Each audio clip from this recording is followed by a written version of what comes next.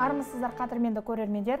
Бүгін бізде қонақта Шымкент қаласының Ақ жол партиясының төрағасы Абжанов Әлімхан Досыбайұлы. Аға, біздің арнамызға қош келдіңіз. Бүгінгі біздің көтеріп жатқан дүниеміздің бірі өршіп жатқан індет. Осы Қазақстан дүние жүзі бойынша бірінші орында болып отыр. Осы мәселе бойынша өзіңіздің ойыңызды айтсаңыз. Енді 31 декабрьде мынау жаңа жылдың алдында Қытайдың Ухан қаласында шықты. Бұл індет өте қауіпті індет екенін бүкіл дүние жүзі дабыл қақты. Біздің мемлекетімізде осыны дайындыққа 2 ай уақыт болды. 2 ай уақыттың ішінде ол дұрыс дайындала алмады. Біріншіден, менің өзімнің ойымша, бұл штабтың төрағалығына құқық қорғау саласында істеген тәжірибесі бар бір кісіні қойғанда біздің жағдайымыз мүлде басқаша болатын еді деп ойлаймын. Өйткені мынау ішкі істер органдарында мен 30 жыл істеп пенсияға шықтым. Сол жерде әртүрлі жағдайларға арналған арнайы жоспарлар бар. Бұл жерде ешқандай жоспарсыз жұмыс істелінді. Бұл жерде мысалға 3 түрлі жоспар болу керек. Бірінші мысалға А жоспары. Біздің мемлекетке вообще бұл коронавирус індетін кіргізбеу туралы тапсырма беріліп, адамдар неғұрлым кіргізбеу үшін жұмыс жасау керек. Шетелде жүрген азаматтардың барлығын алып келіп, оларды провизорлық орталықтарда емдеп барып шығарып, одан кейін шетелге басқа адамдарды шығармай, сол жөнінде барынша жұмыс жасау керек. Екінші план Б. План Б енді келген алғаш кезінде енді Б планымен біздің мемлекетіміз әжептәуір жұмыс жасады. Карантин объявить етілді, одан кейін төтенше жағдай жарияланды. Сөйтіп алғаш кезде жаңағы әрбір шыққан жерлерді сол локалдық сол жерлердің барлығын үйлерді қоршап, адамдарды кіргізбей деген сияқты сондай жұмыс болды. Тек қана бізде Б планы болды. Ал енді Б планы деп айтып отқан үшінші план. Мысалға мынау сол көбейіп кеткен кезде де не істеу керек? Мемлекет сасып қалды. Бірденен көбейіп кетті осы июнь айында. Сасып қалып, сөйтіп есептен жасыруға кірісті. Симптомасы бар, симптомасы жоқ деп, одан кейін пневмония деп оны бөлек алып тастады. Оны бүкіл дүниежүзінің дәрігерлері, Ресейден келген дәрігерлердің барлығы оның барлығын дәлелдеп берді. Бұл жағдай пневмония деген ол коронавирустың асқынған түрі. Соның кесірінен қаншама азаматтарымыздан айырылып қалды. Нағыз мынау енді жас үлкен деп айтады, 60-тан асқан, 70-тан асқан, менің ойымша ол жас үлкен емес, нағыз кемеліне келіп, елге ақыл айтатын, бала шағаларының немерелерінің қызығын көретін кезінде көптеген біздер азаматтарымыздан айырылып қалдық. Қандай неше түрлі басшы қызметтерде істеген қызметкерлер, ақындар, жазушылар, одан да басқа қаншама мысалға елдің зиялыларынан айырылдық. Мемлекеттің қызметінде істеп жүрген бірнеше бауырларымыз кетіп қалды. Түркістан облысының бірінші әкімінің орынбасары, қорғаныс министрінің орынбасары деген сияқты. Осының барлығы мынау осы мемлекеттің, үкіметтің осы індетке дайын болмағандығын көрсетеді. Енді айта берсең өте кемшіліктері көп. Шынымызды айтсақ, мына үкімет дұрыс жұмыс жасап жатыр екен. Мынау дұрыс екен деген сөз сағынып кеттік, шынымызды айтсақ. Ешқандай ондай несі жоқ. Тек қана еліміздің президенті осы қайта-қайта үндеу жасап, қайта-қайта шырылдап, қайта-қайта әкімдерді ұрсып, қайта-қайта министрлерді ұрсып жатыр. Енді 2 апта уақыт берді. Мен ойлаймын, ол біздің үкімет ол 2 апта емес, ол 2 жыл уақыт берсең де оны қолдан келмейді. Енді мынау біздің оңтүстіктегі Сарыағаш, Мақтааралдың азаматтары капуста егіп, капусталар көбеп көгеп қойған шығар. Одан кейін Ресей жағы шекара жабық тұр. Ол жаққа да өту қиын. Одан кейін жолда жаңағы блокпосттар қойып тастаған барлық облыстардың арасына. Ол жердерде де өту қиын. Әртүрлі сондай жағдайлар болып, сөйтіп солардың капусталар өтпей жатқан кезде, бұлар 200-ден астам миллиард теңгеге жаңағы Қазақстанның әр жерінен қоймалар соғамыз дегені ешқандай ақылға сиятын мәселе емес. Ол бизнеске қажет болатын болса, бизнес соны соғып алады. Біз енді кәсіпкерміз, білеміз, мысалға, ол қай жерден не соқ деп, ол бізге үкімет айтпайды. Біз қай жерден не соғу керек екенін біз өзіміз соғып жатырмыз ғой. Біреу минусқа кетеді, біреу плюсқа кетеді, мысалға. Бір ондай бизнес жобалар іске асады, бір бизнес жобалар іске аспайды. Ол мемлекеттің тарапынан 200-ден астам миллиард теңгені жұмсап жаңағыда қойма соғамыз дегені ол үкімет басшысының ол өте қате тірлік деп мен есептеймін. Просто мемлекеттің ақшасын, бюджеттің ақшасын жеу деген сөз ол. Одан басқа ештеңе емес. Бұл құнығып кеткен адамдардың тірліктері. Астана қаласындағы 92 миллиард теңгеге бір какой-то 20-30 километр жолды жөндейміз дегенде ол Америкадан, Европадан қымбат жол болып кетіп тұр, ол Астананың жолы. Жөндеу, жаңадан жол соғу емес, жаңадан жол соғылса мақұл. Ол да мысалға құнығып кеткен адамдардың тірлігі деп мен айтамын. Өйткені олар мысалға бір жолы мысалға мынау кішкентай тендерден мынау шай ішетін кесен алатын болса, ертеңінде мына мысалға шайникті алатын болса, одан кейін одан да үлкен болып сөйтіп келіп уже ары қарап жаңағы 200 миллиард 92 миллиардтан қаншасы 10%, 20%-на соған миллиардтап жеуге кетіп қалған адамдардың тірлігі сияқты менің ойымша. Қазіргі таңда президентіміздің өзі үкіметке 2 апта уақыт берді. Осы көтерілген мәселелердің бәрін өз деңгейінде дұрыстап жолға қоюға. Жалпы осы 2 аптада үкімет оңалады деп ойлайсыз ба? Оңалады деп ойламаймын. 2 апта емес, ол 2 жыл берсе де оңалмайды. Ол осы уақытқа шейін халықтың сеніміне кірмеген үкімет, президенттің сеніміне кірмеген үкімет, ол ары қарап қалай жұмыс жасайды? Менің ойымша Тоқаев мырза енді сол үкіметке жаңа адамдар әкелу туралы ойланып жатқан болу керек деп мен ойлаймын. Ол ойымен қолдаймын. Қазіргі таңда ауыз түйістер, кешегі індеттің кезіндегі жаңағы ауыз түйістер бойынша ойыңызды, пікіріңізді айтсаңыз. Енді мынау денсаулық сақтау министрлігіне бұрын да халықтың да жаңағы басшылардың да жаңағы претензиясы өте көп болған. Сондықтан тем более ол жігіт жаңағы коронавирусты өзі жұқтырып ауырып алды. Ол денсаулық сақтау министрі өзінің денсаулығын сақтамай жұқтырып алды. Сөйтіп одан кейін басқа азаматты алып келіп қойды. Басқа азамат жаңағы Алексей Цой деген өзіміздің жерлесіміз екен. Бірақ енді бас жағында кейбір мәселелердің барлығын енді дұрыс қылып, есептерді кішкене туралап жатқанымен, бірақ мысалға бүгінгі айтып жаңағы бұған дейінгі болған пневмониялардың барлығын есеп алмай тастап кетіп, 1 августтан бастап есепке аламын деп жатқаны ол дұрыс емес менің ойымша. Ол барлығын есепке алып туралау керек. Мен түсінбедім. Мысалға ол өзі дәрігер болғаннан кейін түсіну керек қой. Дәрігер дұрыс диагноз қойса адамды емдейді. Енді мына бүкіл Қазақстанның халқын бір адам деп есептеген кезде олар дұрыс диагноз қоймай, оның мысалға тек қана мен бауырыңды емдеймін дегені бола ма мысалға? Ол адамның бүкіл іш құрылысының барлығы ауырып тұр мысалға. Оның барлығын есептің барлығын туралап алып барып, одан кейін барып іс-әрекет жасау керек қой. Әлімхан Досыбайұлы қазіргі таңда Қазақстанда өзіңіз білесіз, Арыстың жағдайын білесіз, одан бөлек жаңа Мақтааралдағы су тасқынын білесіз, Арыстағы бомбалардың жарылуын білесіз. Ендігі таңда мына індеттің жағдайы болды. Дәл осындай төтесінен келетін ауыр жағдайларға Қазақстан сіздің пікіріңізде қаншалықты дайын? Енді халықтың жағдайы біртіндеп төмендеп жатыр. Оған дейінгі экономикамызда бізде алып бара жатқан не болмаған. Тем более енді мынандай жағдай болған кезде халықтың жағдайы төмендеп жатыр қазір. Енді бірақ халықтың пейілі жақсы мынау. Айналайын, үйде тұрған қазағым болсын, өзбегім болсын, қай халық болса да пейіліне ризамын.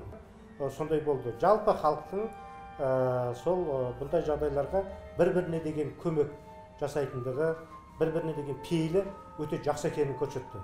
Бірақ биліктің тарапынан бұндай жоқ. Биліктің тарапынан енді барлығын деп айтуға болмайды. Бар ғой азаматтар, мысалға мынау білім министрін кеше сәл біреулер бір арыз жазса, уже халықтың көбісі қолдап жатыр оны. Не себептен қолдап жатыр? Өйткені ол дұрыс халықтың көңілінен шығатын жұмыстар жасап жатыр. Ал енді көпшілігін өйтіп қорғамайтын себебі олар жаңағы дұрыс халықтың көңілінен шығатын жұмысты жасап жатқан жоқ. Қазір мынау әлеуметтік желілер айна ғой барлығы сол жерде көрініп тұр. Кім қалай жұмыс істеп жатыр мысалға да.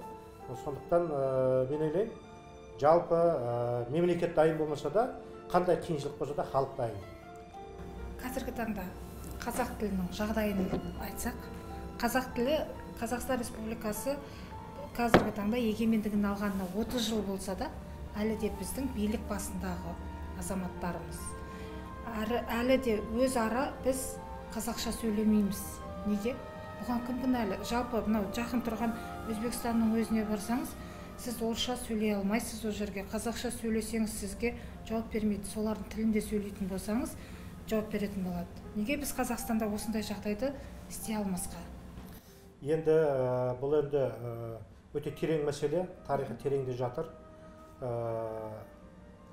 Мынау Совет үкіметі біздің елімізге келгеннен кейін қанша мәрте аштық болғанын білесіздер. Біз көбінесе сол мынау 31-32 жылдар Голощекиннің кезіндегі аштықты білеміз. Ол 20-шы жылда аштық болған. 18-ші жылда аштық болған.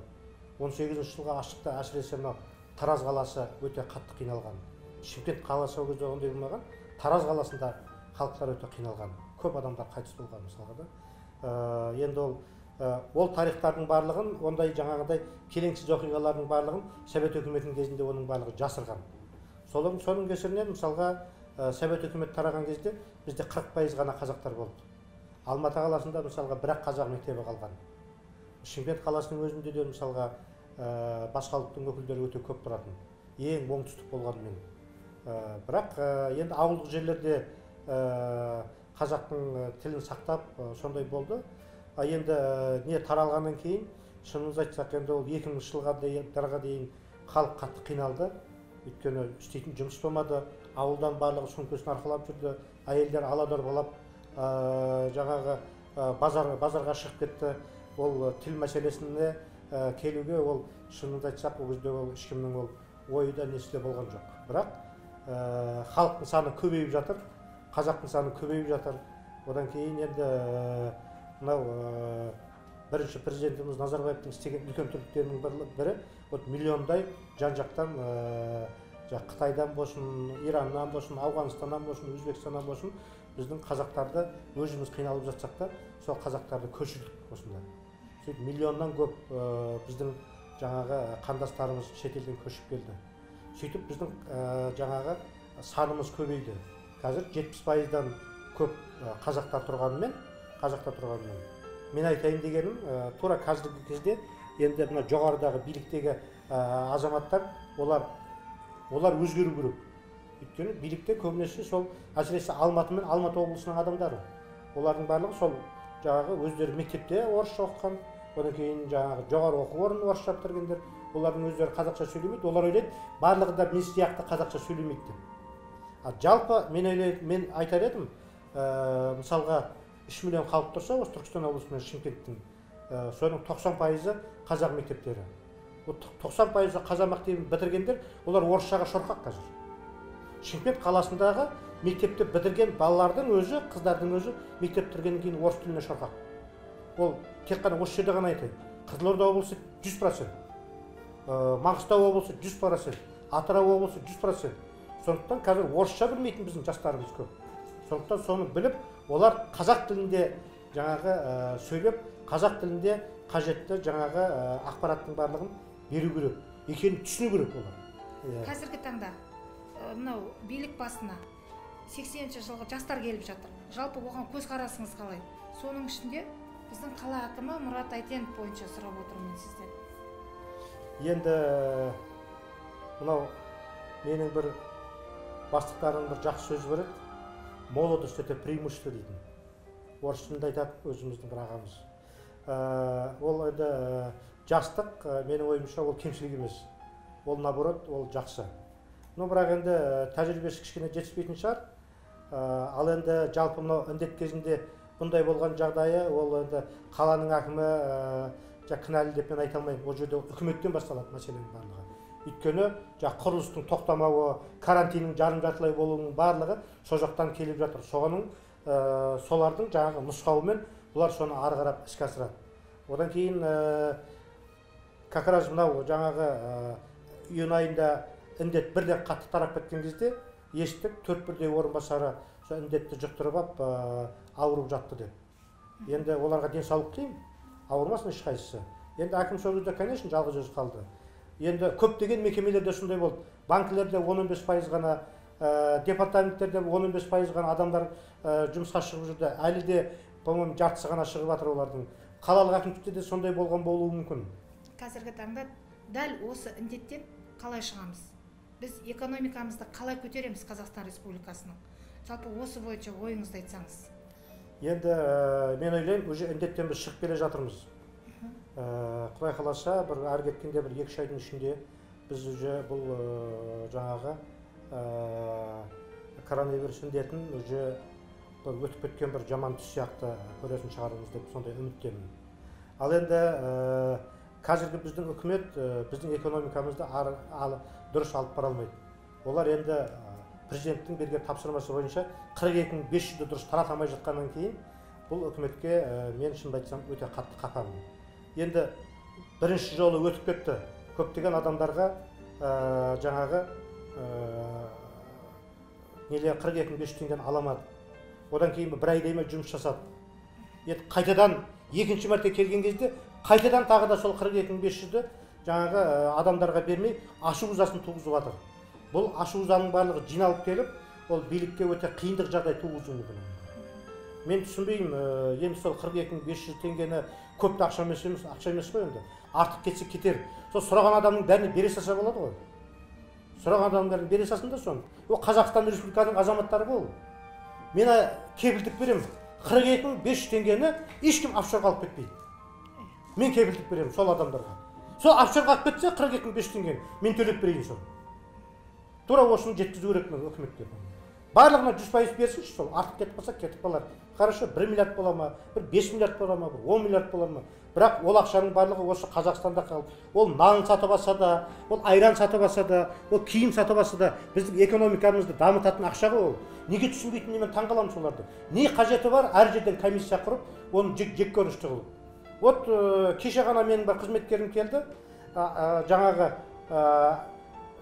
қарсылық бергеніне жазып қойыпты, сіздің жаңағы құжат көрсеткен. Сізге апрель айында және май айында сіздің жаңағы пенсионный фондыңызға ақша түскен деп. Сөйтіп ол қарапайым қызметкер ол финансовый документті оқу білмейді. Енді советтің қызметкері білу керек қой финансовый документті оқуды. Мына шетіне жазып қойған. Мына жерде апрель айында түскен, одан кейін май айында түскен астында. Мына шетінде жазылып тұр ғой, февраль айына, одан кейін март айына төленгені. Февраль айында істеген адамның пенсионный фонды февраль айында түспейді ғой. Экономиканы көтеретін кәсіпкерлерге барлық жағдай жасау керек. Мысалға, мен осы май айында еліміздің президенті Тоқаев мырзаға хат жазғанмын. Ол жерде мынау кәсіпкерлердің алған несиелерінің пайызын мемлекет жауып берсе деп. Аса көп ақша емес ол. Жаңағы маминнің неге қойма соғам деген ақшасын берсе, сонымен бүкіл кәсіпкерлердің барлығының пайыз жабылады. Негізгі несиелерін өздері төлесін. Қандай қиын болса да, өйткені негізгі несиеде ол адамның алдында да, Құдайдың алдында да ол өзі төлеу керек. Ал енді пайызын мемлекеттен алып берген, ол банкіге де жақсы, кәсіпкерге де жақсы. Ол тезірек ол кәсібін дөңгелетіп дұрыстап жүргізіп жүретін болса, экономиканың дамуына ол елге де жақсы. Сондықтан ол мұнайға қазір иек артуға болмайды. Мұнайдың бағасы бұрынғыдай көтерілмейді. Сондықтан тек қана кәсіпкерлерге жағдай жасау керек. Енді үшінші мәселе бұл жерде мынау біздің еліміздегі коррупцияны жою керек. Оның да жолдарын мен енді кішкене хаттың ішіне жазғанмын. Соны жою үшін бізге адал, таза жігіттерден үкімет керек. Әлімхан Тосыбайұлы, онда біздің көрермендерге, халыққа өзіңіздің ізгі тілегіңізді айтсаңыз. Енді ауырмайық барлығымыз біріншіден. Кешегі соңғы үндеуі денсаулық сақтау министрінің Алексей Цойдың маған ұнағаны, спортпен айналысыңдар, иммунитеттеріңді көтеріңдер деді. Мен ойлаймын, енді ол Бертанов сияқты фитнес клубтарды ең соңынан ашады деп ойламаймын. Базардан кейін барып ашып жатыр ғой, фитнес клубтарды өткен карантиннен.